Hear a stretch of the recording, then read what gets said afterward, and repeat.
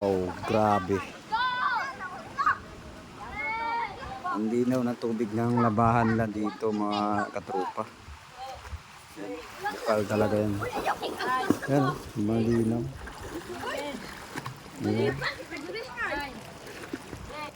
Ayan, ayan cottage ray binabarayan dito pag mali.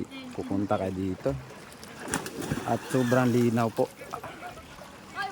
At hindi ka talaga makano na madumi dito kasi yung tubig bukal dito diretso yan. Yan. Dito po sila kumukuha ng maiinom na tubig. Ayan, nahan po yung mga cottage, mga pandi, 100 lang daw yung bayad. Ayan. Wow.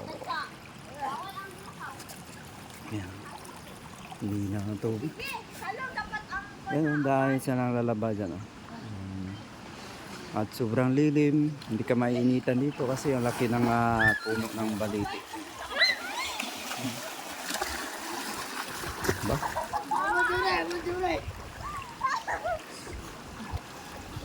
Sobrang linaw ng tubig. Nagpisaw na sila pero hindi pa rin na ano. Iba yung kulay ng tubig.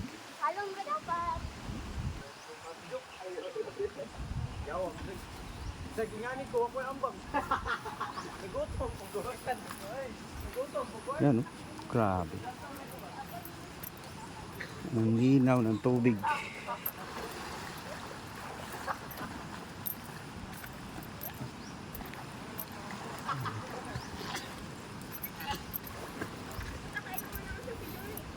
Yan.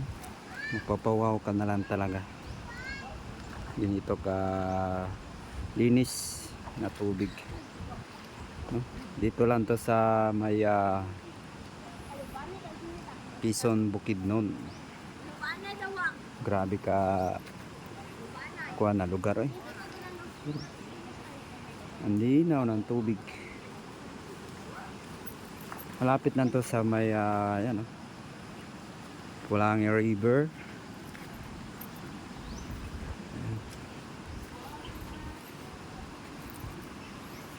Kitang-kita nga isda sila ano.